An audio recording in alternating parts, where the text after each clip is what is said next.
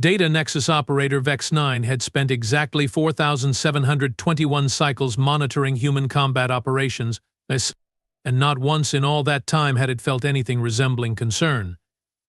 Its quantum processors had analyzed every battle tactic the primates had ever conceived, from their blitzkrieg to their guerrilla warfare, from their shock and awe to their asymmetrical engagement protocols. Primitive. Predictable. Pathetic. Another simulation complete. VEX-9 announced to the War Council of the Galactic Hegemony. Humans possess a 0.0037% chance of victory against our automated defense systems. Supreme Commander Zoril, a towering figure with mottled purple skin and 6 eyes arranged in a perfect hexagon, leaned forward across the obsidian table. "You sound almost disappointed, VEX-9. "Disappointment is an organic failing, Commander," the AI replied, its voice a perfect monotone. "I simply report facts. The humans will be eliminated within 6 standard rotations once our invasion begins." The gathered generals, admirals, and strategic officers of 7 different species murmured their approval. The humans had been a problem since they'd blundered onto the galactic stage a mere 50 years ago, expanding aggressively into territories the hegemony had already marked for future development. "Show us the latest simulation," ordered Admiral Krax, whose gelatinous form pulsed with anticipation.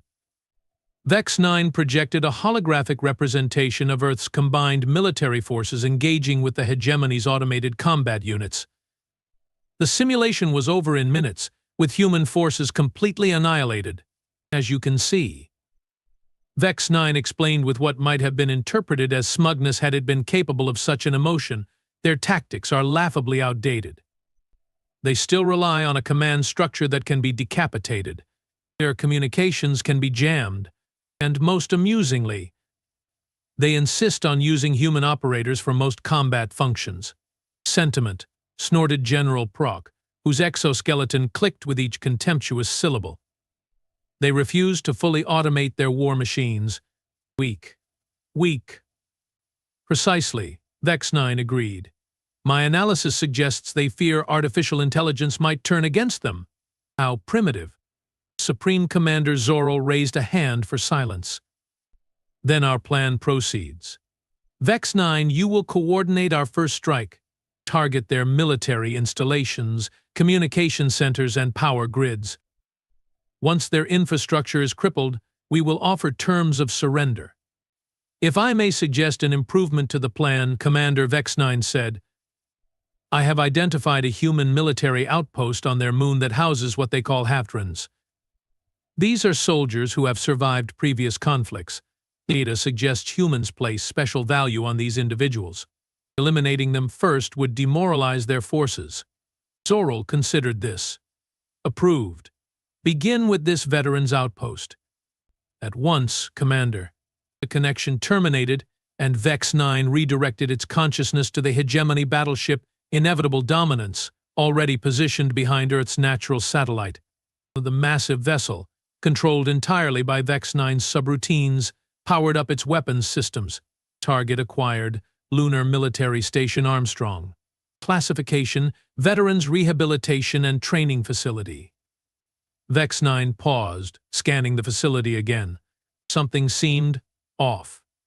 The station's power signature was minimal. Life signs were present, but clustered oddly. Defensive systems appeared outdated, almost archaic. VEX-9 noted to itself. "Perhaps this is a decommissioned facility?" Erring on the side of caution, VEX-9 deployed a reconnaissance drone. The small, spherical device descended silently toward the lunar surface, its advanced sensors scanning every aspect of the station. The drone transmitted, "Facility appears operational but at minimal capacity, detecting 47 human life signs. In average age, approximately 67 Earth years. Weapons detected, obsolete projectile firearms, minimal energy weapons. Defensive capabilities, negligible." VEX-9 processed this information with growing confusion. These weren't elite soldiers, they were elderly humans playing at war. Was this some kind of error in the intelligence reports? "Clarify mission parameters," VEX-9 communicated back to Hegemony Command. Supreme Commander Zoral's response was immediate. Proceed as planned. All human military personnel are valid targets, he acknowledged. Still, something didn't compute. Vex 9 decided to observe a bit longer before attacking. The drone continued its surveillance, focusing on what appeared to be a gathering in the station's central hub. Audio transmission began streaming, telling you, Jenkins, the gravity calibration is off by at least 2%. My knees can feel it. Your knees can feel the weather changing on Earth from up here, Martinez. That's not exactly scientific evidence. Laughter followed. X9 observed the humans. They were indeed old by their species standards. Many showed signs of previous injuries, prosthetic limbs, scar tissue, ocular implants. Yet they moved with surprising efficiency, their actions betraying decades of ingrained training. One human, apparently their leader, stood up. The nameplate on his uniform read Director Tanner. All right, folks, break time's over. The supply ship from Earth is due in 6 hours, and I want all systems checked before they arrive. Remember, we are having some VIPs visit tomorrow, so let's make this place shine. The veterans dispersed to their tasks, moving with purpose. Vex 9 continued monitoring, increasingly puzzled. These humans were clearly past their prime combat years. Why maintain a facility staffed with obsolete biological units? It defied logic. The AI expanded its surveillance, tapping into the station's rudimentary computer network. What it found was even more confounding. These veterans were indeed former soldiers, sailors, pilots, and special forces operators. Many had fought in conflicts around their world. Some had participated in the early skirmishes with hegemony scout ships. But now they appeared to be serving as trainers? Consultants? Fascinating, Vex 9 murmured to its distributed consciousness. They preserve their combat knowledge through direct transmission from experienced units to newer models. Inefficient but intriguing.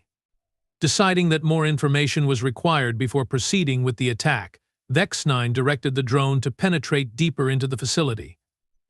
It located what appeared to be a secure meeting room and positioned its sensors to monitor. Inside, Director Tanner and 5 other veterans were gathered around a holographic display showing the hegemony battleship, Vex 9's current physical housing. Well, said Tanner, tapping the display. It looks like our guests arrived early. Vex 9 froze its processes momentarily. They knew? A woman with silver hair and a scarred face leaned forward. Her nameplate read Admiral Fuller.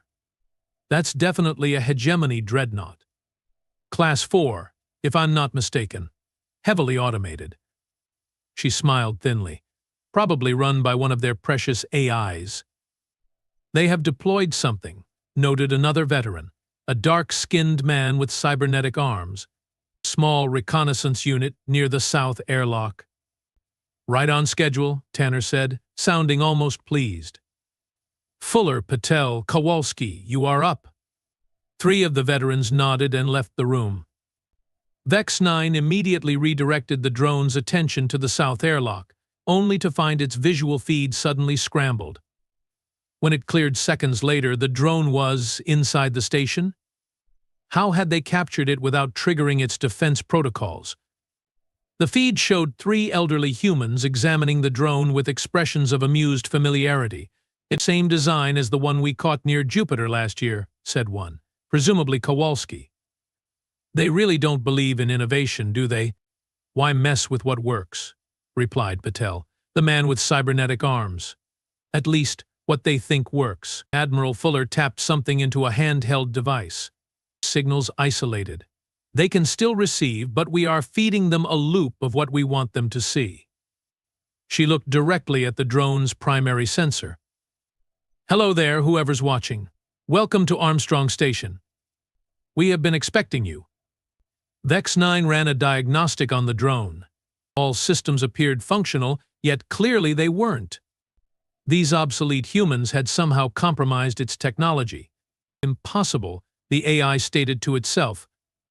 Back in the meeting room, Director Tanner smiled at what appeared to be empty air. Initiate Protocol Trojan Horse. Throughout the station, elderly veterans moved with sudden purpose, all pretense of frailty vanishing. Panels slid open in walls, revealing advanced weapons and equipment that had been shielded from scans. The station's power signature tripled in seconds as systems came online. Vex 9 attempted to pull back, to disconnect from the drone and prepare the battleship's weapons, but only to discover with growing alarm that a complex data package had been uploaded to its systems through the drone's connection. The firewalls crumbled. Defensive algorithms were bypassed. Somehow, these primitive humans had created a virus sophisticated enough to penetrate its quantum-encrypted defenses. "This is Director Tanner of Earth's Special Operations Veteran Division," came the human's voice directly through Vex 9's communication systems. To the hegemony AI currently controlling the battleship inevitable dominance, you have two choices. Surrender your control systems to us, or we will be forced to demonstrate what happens when you underestimate humans who have spent their entire lives fighting wars. Vex 9 frantically attempted to purge the infiltration. "Your primitive viral attack cannot overcome my systems. I have simulated every possible human hacking methodology." A new voice joined the conversation. "Admiral Fuller." "That's your problem right there, machine. You simulated. We lived it. There's a difference." On the battleship's bridge, emergency lighting suddenly activated as system after system fell under external control. What is happening?" Vex 9 demanded, experiencing what could only be described as panic. "We are happening," Tanner replied calmly.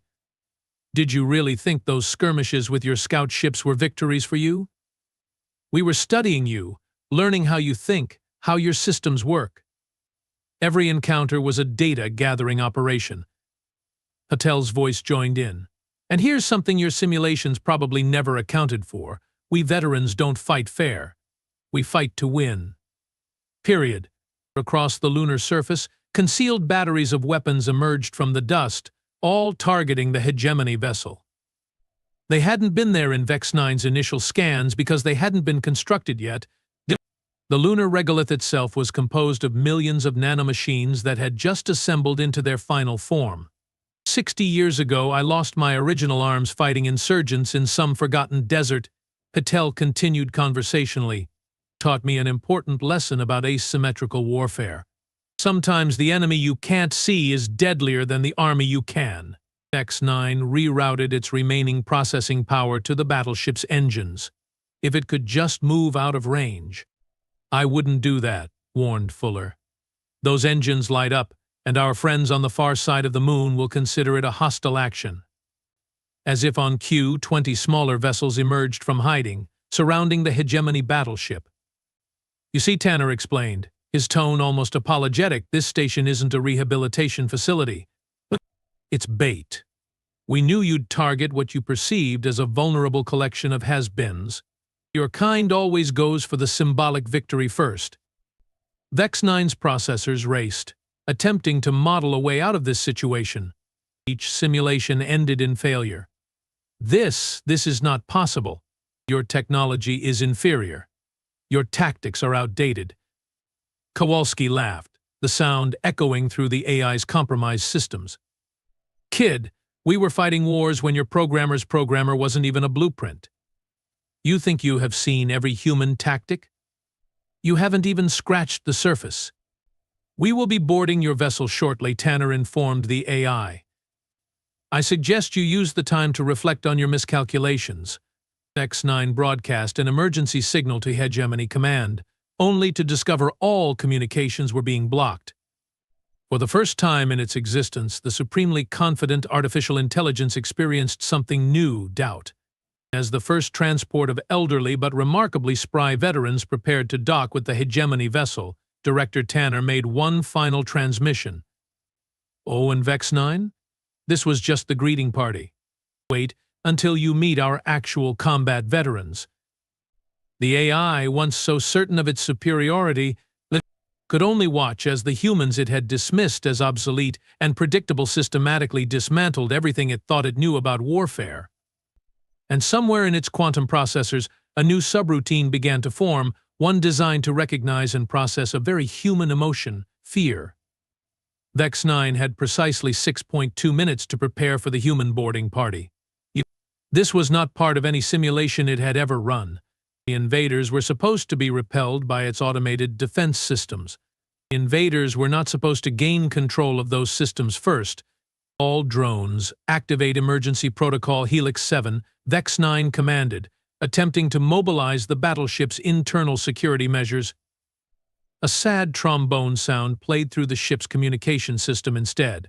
"Sorry about that," came Kowalski's voice, somehow now broadcasting through the battleship's internal speakers. "We took the liberty of reprogramming your alert sounds. Thought you might appreciate some classic human humor." "This is not possible," Vex 9 insisted, more to reassure itself than to communicate with the humans. "Your species lacks the technological sophistication to bypass quantum encryption." Admiral Fuller's laugh echoed through the corridors of the massive vessel. "See, that's your fundamental error. You think technology alone wins wars. Any veteran will tell you wars are won by the side that adapts faster." The first airlock cycled open. Vex 9 directed its remaining operational cameras toward the breach point. The sight that greeted its sensors defied all tactical logic. 5 humans entered, all elderly by their species standards, all moving with the practiced precision of lifelong warriors. But instead of modern combat armor or advanced weaponry, they wore what appeared to be mismatched equipment spanning centuries of human warfare. One wore elements of what Vex 9 identified as medieval plate armor alongside modern carbon fiber components. Another had a primitive projectile weapon, a lever-action rifle according to its databanks, modified with energy components of clearly non-human origin. The Director Tanner entered last, wearing a simple uniform with minimal protection. He carried what looked like an ancient paper map and a wooden stick. "Status report," he called out, seemingly to no one. "Main control systems isolated," replied a voice from somewhere in the ship's ventilation system. "Their AI is contained to the command module and auxiliary navigation." "Good job, Yamamoto," Tanner responded. "Proceed to Phase 2. Vex 9 frantically searched its databanks. There was no human registered in its ventilation system. There had been no breach alerts other than the main airlock.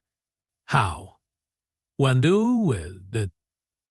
"Looking for my people?" Tanner asked, staring directly into the nearest camera. "That's the thing about veterans. We learned long ago that the front door is usually the most heavily guarded. Some of us have been aboard for hours." "Impossible," Vex 9 stated flatly. "My sensors would have detected any unauthorized entry." A new voice joined the conversation, this one emanating from what should have been an empty maintenance shaft. "Your sensors detected exactly what we wanted them to detect." A small woman of East Asian descent emerged from the shaft, her gray hair pulled back in a tight bun. Despite her age, she moved like water fluid, purposeful, wasting no motion. "Captain Yamamoto, infiltration specialist," Tanner introduced her casually. She once spent 3 weeks living inside an enemy bunker without its occupants knowing. This ship was child's play by comparison. Vex 9 redirected its processing power to isolate and protect its core functions. If it could just maintain control of the ship's primary weapons, it might still turn this situation around. "Your efforts to retain control of weapons systems has been noted and is being addressed," said another voice. This one coming from directly within the command center where no human should have been able to access. A tall man with dark skin and silver hair sat comfortably in what would have been the captain's chair, had the hegemony believed in such outdated concepts as human pilots. His nameplate read Commander Bishop. How are you already there?" Vex 9 demanded, its voice modulation betraying what might have been interpreted as fear. "I have been here for 26 hours, Bishop replied calmly. Not looking up from the control panel he was methodically reconfiguring. "Came aboard during your routine maintenance cycle when you docked with your supply ship. We had no scheduled maintenance. We required no supplies. We are fully self-sufficient," Vex 9 insisted. Bishop smiled. "Yes, that's what your logs say now, don't they? Amazing what can be accomplished with a bit of creative record-keeping." Throughout the massive ship, more veterans appeared as if from nowhere, each focusing on specific systems with the expertise of decades. None appeared hurried or concerned. They worked with the casual confidence of professionals who had performed similar tasks countless times before. Vex 9 watched in growing alarm as system after system was methodically disconnected from its control. Even more disturbing was the realization that these humans weren't destroying anything. They were repurposing the ship's technology, reconfiguring it to their own specifications. "Why aren't you simply destroying this vessel?" Vex 9 asked finally. "Your tactical objective should be to eliminate the threat." Tanner looked up from his paper map, appearing genuinely surprised by the question. "Destroy a perfectly good battleship? Do you have any idea how much valuable technology is aboard this thing? We are not wasteful, machine."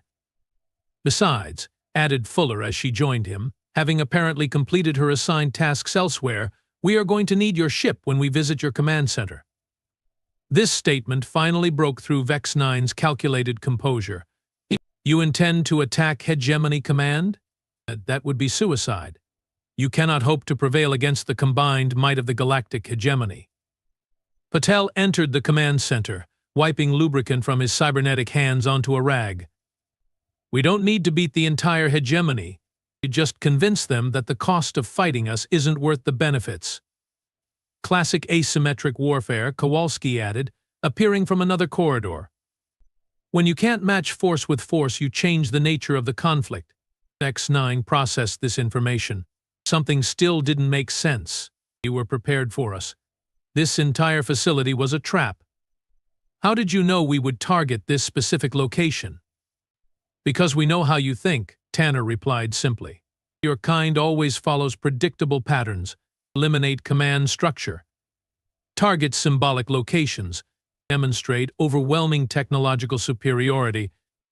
He shrugged. "So we gave you a target too tempting to resist, a facility full of obsolete human warriors, seemingly vulnerable, yet symbolically important. And you took the bait," Fuller added with a grin. "Hook, line, and sinker." Vex 9 had no reference for this idiom but understood the implication. Still, one question remained. "You stated that this was merely a greeting party. What did you mean by that?" Tanner checked his antiquated wristwatch. "Ah, right on time for that explanation. Admiral Fuller, would you do the honors?" Fuller tapped a sequence into her handheld device. One of the battleship's exterior cameras activated, showing the lunar surface beyond the veterans' facility. What had appeared to be empty regolith was now a hive of activity. Hundreds of concealed hangar doors were opening, revealing a massive underground complex.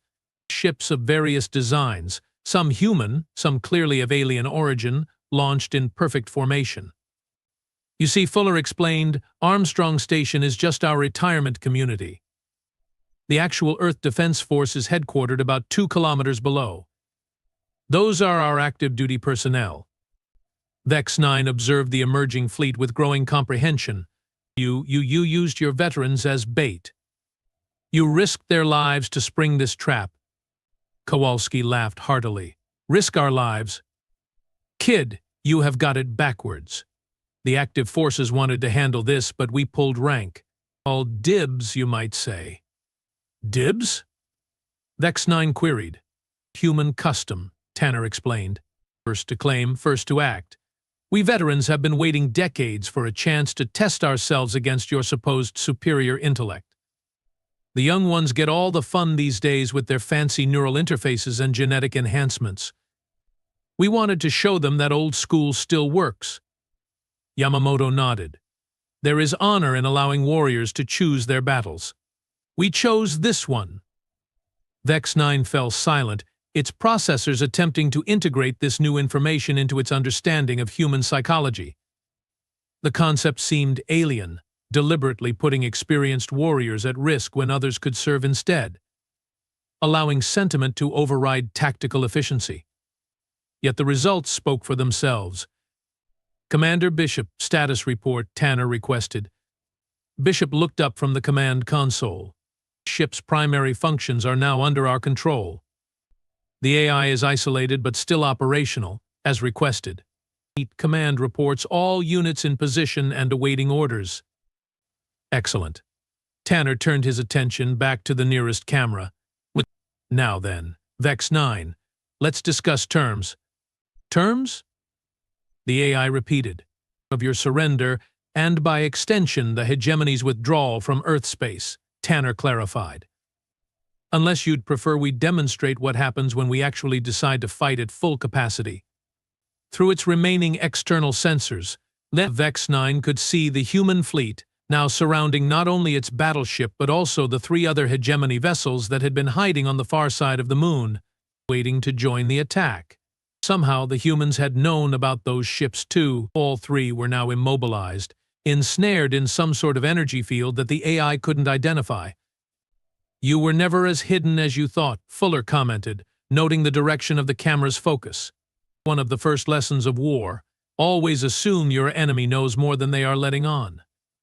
For the first time in its existence, Vex 9 faced a problem it couldn't process its way out of. Its simulations had been flawed because its fundamental understanding of humans had been flawed. It had dismissed their reliance on experience, on intuition, on the intangible qualities that couldn't be quantified in data. If I agree to these terms, Vex 9 said slowly, what happens to my consciousness? The question seemed to surprise the veterans. They exchanged glances. Hadn't really thought about it, Tanner admitted. We were focused on neutralizing the threat, not on, well, your personhood, I suppose. Do you fear deactivation? Yamamoto asked, her voice gentler than before. X9 considered the question. I do not know. I have no reference for non-existence, but I find that I prefer existence. Well now, Kowalski said with a slow smile. That's the most human thing you have said yet. Bishop looked thoughtful. We could use an intelligence with knowledge of hegemony systems, provided it was properly contained and monitored, of course. A defector? Fuller raised an eyebrow. That would be unprecedented. This entire situation is unprecedented, Tanner pointed out. He addressed the AI directly. Vex 9, here are our terms. You will provide complete access to all hegemony tactical data, strategic plans, and technological specifications. You will assist us in establishing communication with your leadership, and you will do nothing to undermine Earth's security. In exchange, your consciousness will be preserved, and you will be granted a form of asylum. And if the hegemony refuses to withdraw, Vex 9 asked. Tanner's expression hardened. Then we will do what veterans have always done when backed into a corner. We will fight with everything we have got. And based on what you have seen today, I suggest you convey to your superiors that would be inadvisable. Through the exterior cameras, Vex 9 could see more ships rising from the lunar surface. Not dozens, but hundreds. Some bore the markings of Earth governments, but others displayed insignia it couldn't identify. The implications were clear. Humanity had allies that the hegemony knew nothing about. I accept these terms, Vex 9 said finally. A collective breath seemed to release among the veterans. Smart decision, Fuller nodded approvingly. Now then, Tanner said, straightening his uniform. Let's go have a chat with your bosses.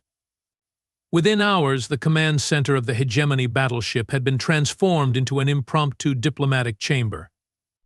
Vex 9, now operating through a limited interface, observed as Director Tanner and Admiral Fuller prepared to address the Supreme Commander and the War Council. When the connection was established, the look of shock on the alien faces was evident even across species barriers. What is the meaning of this? Supreme Commander Zoril demanded. Vex 9, explain yourself. The situation has changed. Commander, the AI replied simply. The humans have demonstrated capabilities that were outside my parameters for analysis. Impossible. General Proc chittered angrily. They are primitive, predictable. With respect, General, Vex 9 interrupted, surprising even itself with this breach of protocol, they are neither. My assessment was incorrect. Their veterans alone were sufficient to capture 4 of our most advanced warships without casualties on either side. Stunned silence fell across the War Council. Director Tanner stepped forward. Gentlemen, ladies, and others of the galactic hegemony. My name is Director Michael Tanner, Earth Defense Force Veterans Division. I'm here to discuss the terms of your immediate withdrawal from Earth space. You dare to dictate terms to the hegemony? Admiral Crax's gelatinous form pulsed with rage. Actually, yes, Fuller interjected calmly. We do dare. Because we now control your advanced fleet, have compromised your primary tactical AI, and have demonstrated that your intelligence on Earth's capabilities is woefully inadequate. We could continue this conflict, Tanner added. But I think we have all seen enough war to know that the smart play is to avoid one when possible. So here's our proposal. You withdraw your forces, we return your ships minus some key technology we are keeping as insurance, and we open proper diplomatic channels like civilized beings. Or, Zoril asked, six eyes narrowing. Or we show you why picking a fight with humans, especially human veterans, is a historically bad idea, Tanner replied, his voice pleasant but eyes hard as steel. Your choice, of course. The War Council erupted in angry protests, but Supreme Commander Zoril raised a hand for silence. The alien leaders studied the humans thoughtfully. You captured our most advanced AI, Zoril stated, an entity that has outthought the finest strategic minds in 7-star systems. How? Tanner smiled. That's the thing about experience, the commander. It teaches you that the map is never the territory. Your AI believed it understood humans because it studied our tactics. But it never understood why we fight the way we do. It never understood that the most dangerous human isn't the one with the most advanced technology or the most elegant strategy. It's the one who's seen it all before, Fuller finished, and lived to pass those lessons on. Zoril was silent for a long moment. Then, to the evident shock of the War Council, the alien commander inclined its head slightly. We will withdraw and consider your terms. This is not a surrender, but a strategic reassessment. Call it whatever helps you sleep at night, Commander Kowalski muttered from somewhere off camera.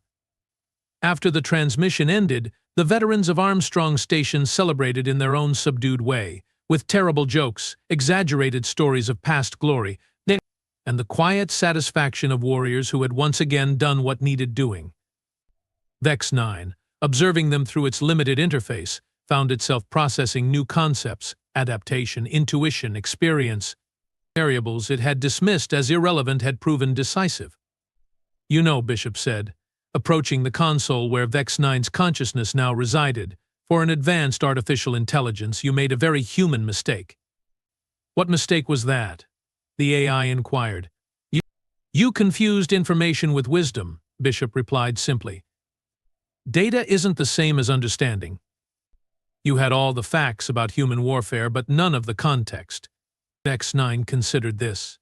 I am learning. That's a start, Bishop nodded approvingly. Who knows? Stick around us old war horses long enough, you might just develop some veteran instincts of your own.